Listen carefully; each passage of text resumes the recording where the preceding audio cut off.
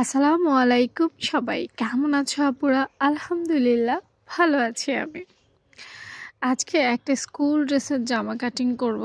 তো জামা কাটিং করতে গিয়ে একটা ট্রিক্স অ্যাপ্লাই করছি, যেটা তোমাদের সাথে শেয়ার করব। একটু উল্টা ধরে কাটছি, আসলে আমার জন্য ওইটা ঠিক ছিল সেজন্য। দেখো, প্রথমে আমি এক পাটে ড্রয়িং করছিলাম, দুই পাটে, কিন্তু পরে আবার এটাকে চেঞ্জ করে আবার সিঙ্গেল পার্টে কাটছি। সিঙ্গেল পার্টে কেন কাটছি জানো? এটা স্কুল ড্রেস এবং এটাকে আমাকে এমনভাবে তৈরি করে দিতে হবে, কারণ এটা সে অনেক দিন পরবে এবং সুন্দর দেখাতে হবে। তো যেটা হয়েছে, পেছনে চেইন দিতে বলছে। নর্মালি আমরা একই সাথে রেখে কিন্তু চেইনের জন্য কাটি, কিন্তু আমার কাছে মনে হয়েছে যে এটা আরও সুন্দর করতে হবে, সেজন্য আমি সিঙ্গেল করে কাটছি। এখন যেটা কাটছি সেটা হচ্ছে সামনের পার্ট। তো একটু আলাদা করে নিচ্ছি, কাপড়টা আসলে একটু করতে অসুবিধা হচ্ছে, তাই কেটে নিচ্ছি। দেখো, ওইটা থেকে তো মহড়া গলা আমি কিছুই কাটি নাই, কারণ একই সাথে কাটলে কাটিংটা যতটা পারফেক্ট হবে, আলাদা কাটলে কিন্তু হবে না। দেখো, পেছনের পার্টটা কিন্তু আমি হালকা আধা ইঞ্চির মতো করে বড় নিছি সামনে, বুকের সামনে। খেয়াল করো ভাঁজ লাইনে। এর কারণ হচ্ছে, আমার সেলাই করলে চেন লাগালে মাঝখান দিয়ে আধা ইঞ্চি 1 ইঞ্চি কাপড়ের প্রয়োজন হবে। তো বাড়তি নিলে সেটা আমার পুষিয়ে যাবে এবং ড্রেসটা পারফেক্ট হবে, গলাতে টান খাবে না, পিঠে টান খাবে না।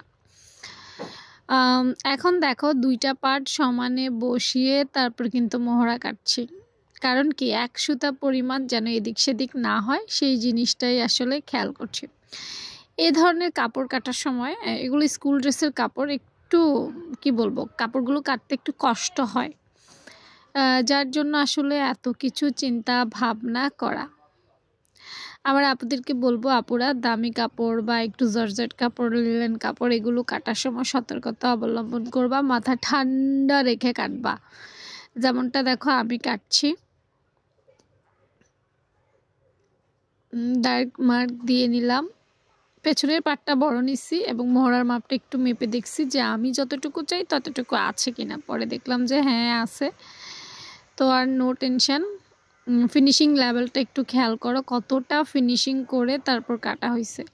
পেছন পাটে যেহেতু চেইন দিব, তাই আগে থেকে আমি কেটে নিছি, কারণ কেটে নিলে ভালো বুঝতে সুবিধা হয়।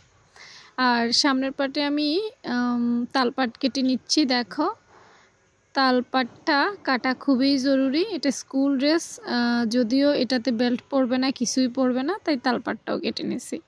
প্রয়োজন অনুযায়ী আসলে এক একটা কাজ করতে হবে।